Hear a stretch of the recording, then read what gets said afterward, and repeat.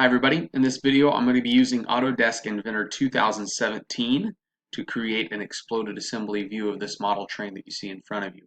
If you are using a version of Autodesk Inventor that is 2016 or older, you may want to go find a different video.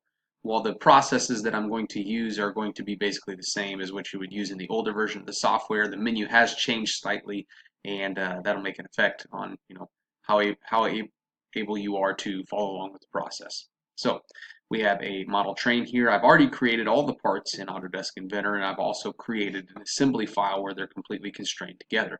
Now the time has come to create an exploded assembly, which basically means I'm going to take this thing, I'm going to break it apart like you might see in a technical manual.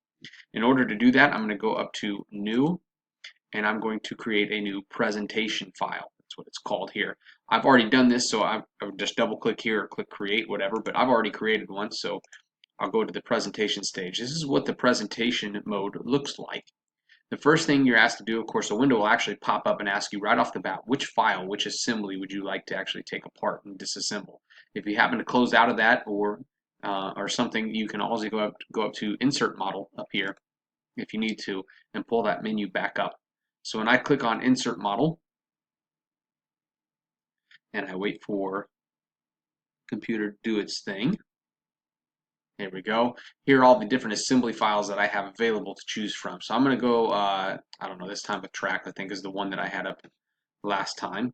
I'm going to pull that file. I'm going to open it up right here. So here is the exact same model, the exact same assembly, except this time it's in a presentation.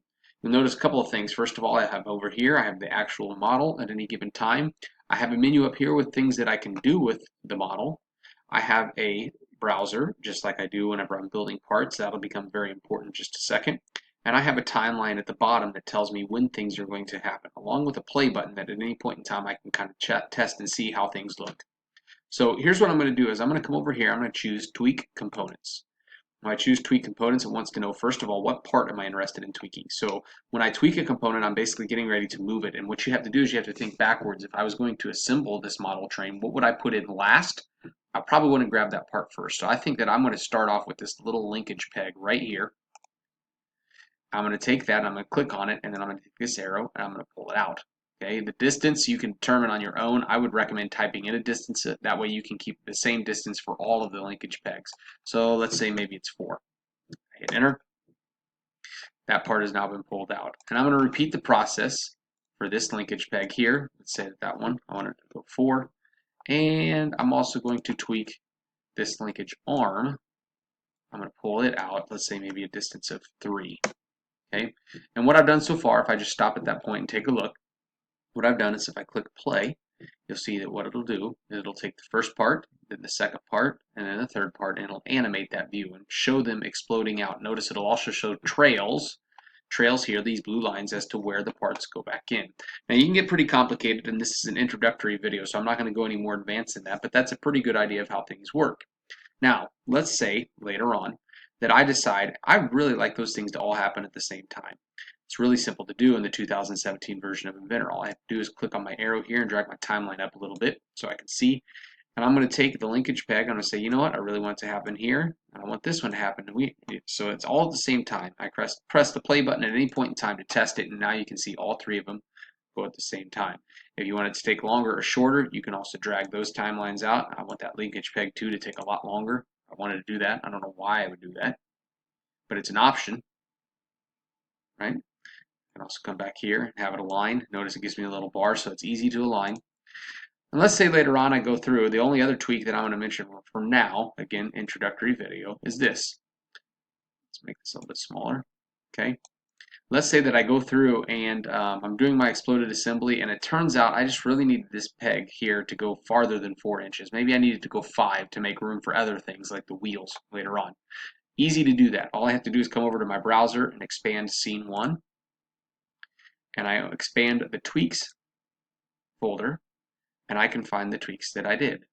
So you can rename these tweaks if you want to. Maybe you want to call this front left linkage peg or something like that. It'd be really simple to do. I just type front left linkage peg.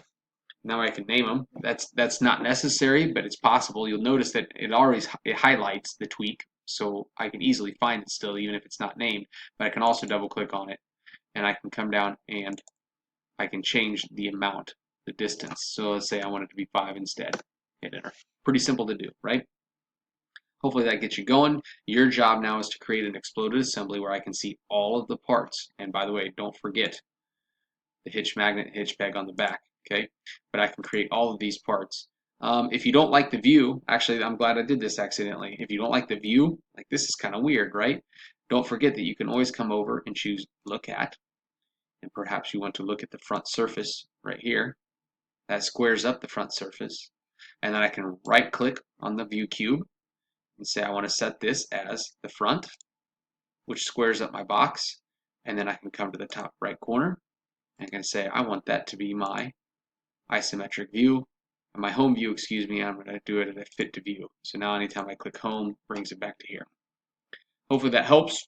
6 minutes or so, and you should be off and running with your presentation file.